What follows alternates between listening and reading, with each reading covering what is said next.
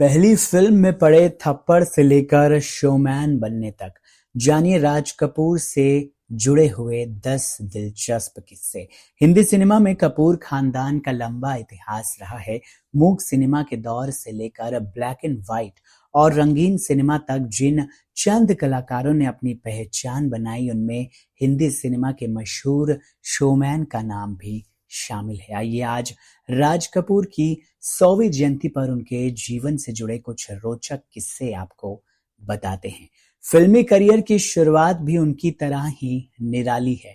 क्या आपको पता है कि हिंदी सिनेमा में अपनी अलग पहचान बनाने वाले राज कपूर का फिल्मी करियर एक चांटे के साथ शुरू हुआ था।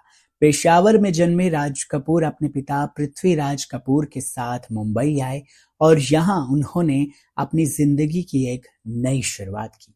उनके पिता ने उन्हें मंत्र दिया कि राजू, नीचे से शुरुआत करोगे तो ऊपर तक जाओगे। पिता की इस बात को गांठ बांधकर राज कपूर ने 17 साल की उम्र में रंजीत मूवीकॉम और Bombay talkies film production company में स्पॉट बॉय का काम शुरू किया।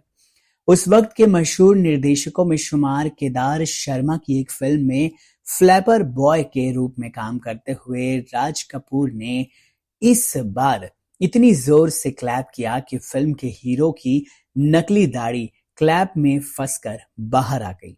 राज कपूर की इस हरकत पर केदार शर्मा को बहुत गुस्सा आया और उन्होंने गुस्से में आकर राज कपूर को एक जोरदार चांटा रसीद दिया। आगे चलकर केदार शर्मा ने ही अपनी फिल्म नीलकमल में राज कपूर को बतौर हीरो लिया था। राज कपूर को अभिनय अपने पिता पृथ्वीराज से विरासत में मिला था। राज कपूर अपने पिता पृथ्वीराज कपूर के साथ रंगमंच पर काम करते थे।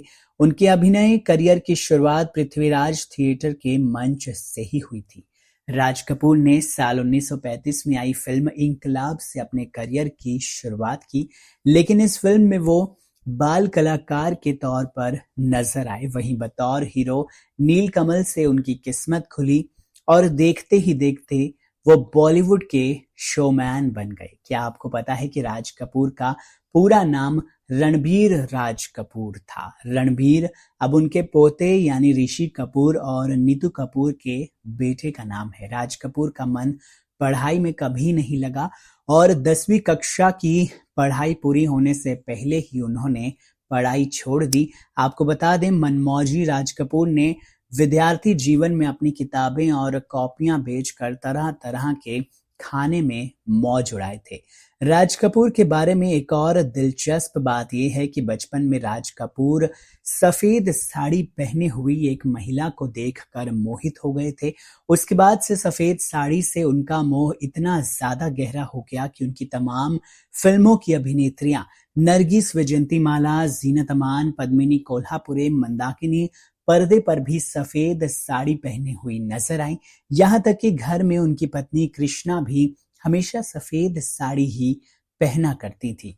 राज कपूर की बेटी रितु नंदा ने एक इंटरव्यू में बताया था, राज कपूर साहब जिस भी होटल में ठहरते थे, अपने कमरे में पलंग का गद्दा खींचकर जमीन पर बिछा लेते थे। इस कारण कई बार उन्हें मुसीबत भी उठानी पड़ी।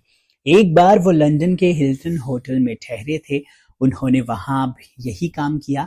उनकी इस हरकत पर उन्हें होटल मैनेजमेंट ने चेतावनी भी दी थी, क्योंकि होटल वालों के लिए ये अजीब हरकत थी। अगले दिन जब उन्होंने दोबारा उसी तरह गद्दा नीचे उतारकर बिछा दिया तो होटल मैनेजमेंट ने उन पर जुर्माना तक लगा दिया था। उस टूर पर वो 5 दिन उस होटल में ठहरे थे। बाद में उन पर इसके लिए जुर्माना भी लगाया गया। मजेदार बात यह है कि राज कपूर साहब ने हंसते हंसते जुर्माना भरा। राज कपूर को लेकर एक किस्सा मशहूर है कि जब पंडित जवाहरलाल नेहरू रूस गए थे तो भोज के दौरान रूस के प्रधानमंत्री ने आवारा हूं गाने को लेकर उनका स्वागत किया था। इतना ही नहीं, जब राज कपूर के बेटे रणधीर कपूर साल 1996 में चीन गए थे तो उनका भी आवारा हूं गाने के साथ ही स्वागत किया गया था।